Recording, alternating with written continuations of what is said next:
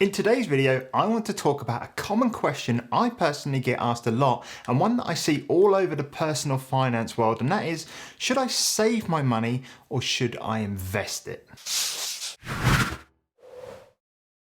Hey guys, Christos here and welcome back for another video. Now, if it is your first time here, I talk about making money online and personal finance. So if that is something you are interested in, then consider subscribing below. Okay, so should I save or should I invest? Now, I'm going to say this now, it's almost an impossible question to actually answer because simply everyone is different, right? We all don't earn the same amount of money, we all don't have the same outgoings every single month, and we also do not have the same financial goals for the future. So there is never ever going to be a single correct answer. However, what I can do is break down a couple of things and ask a couple of questions that I can almost guarantee will give you the right answer that you are looking for based on your situation. And what I'm going to do is go about this and do it in two parts. And the first part I'm going to do is I'm going to ask you a couple of questions and list a couple of reasons as to why you think you should be saving your money and why you think that would be a better option for you. And then if you make it through those, you'll probably realize that investing is the better route for you to go down.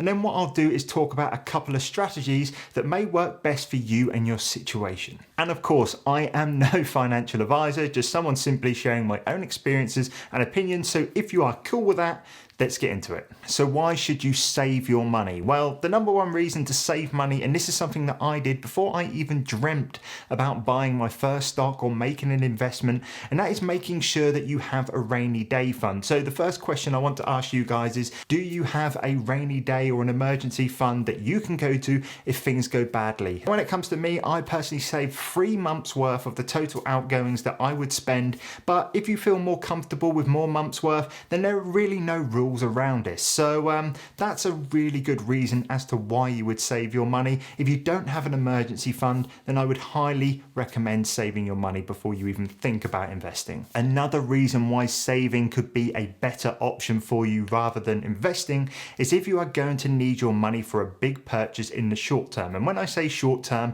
for me, I class that as in the next 5 years. So for example, when I first wanted to start investing, I was also in the process of saving up to buy an apartment, and I knew that if I changed my priorities to investing, then that would massively slow down that process. Now, of course, this is no written rule to make sure you have bought a house before you invest. That is definitely not the case. You could, of course, rent a house for the rest of your life, but for me, one of my main goals was to also have a property that I could live in that I owned outright. So saving money for me worked better than investing it at that time. So bringing it back around to the questions that I need you to ask yourself, if you are looking to buy an asset or making a big purchase, at least within the next 5 years, that's what I class as the short term, and you need money for a deposit or something like that, saving would definitely be the option to go down. Okay, so my final reason to save rather than invest is much more of a psychological reason as to more of a situational one, and that is if you feel that you will be stressed in every single waking moment that your money is invested in the stock market, for example,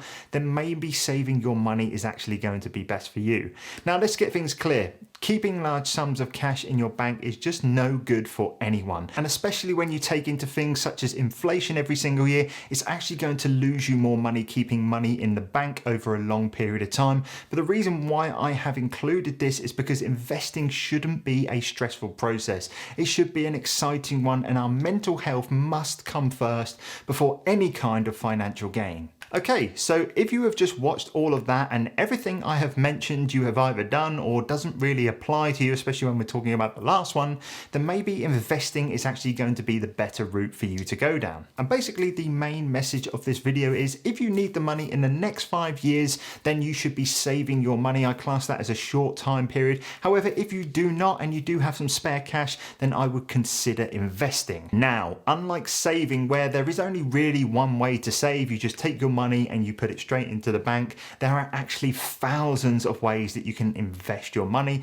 and that all really comes down to preference and what you're interested in. My personal favorite way of investing is investing into the stock market. What I like to do is invest into different individual companies and funds, and when it comes down to my own personal goals, the main one I have is to become financially free by the age of 45, so I like to invest a set amount every single month and have very much a long-term strategy. For those that are interested in investing into the stock market, I highly recommend signing up to Free Trade, which is a commission-free based trading app where if you use my link and deposit £1, we both get a free share worth anything between £3 and £200. So if you are a new investor and you are looking for a really easy to use platform, then I highly recommend doing that. And also, even if you have been investing and you are just looking for a free share, either way, it's going to help both of us out. So make sure you go and do that if you haven't already. What I'm going to do is put a video here, which is a video of me sharing my entire stock portfolio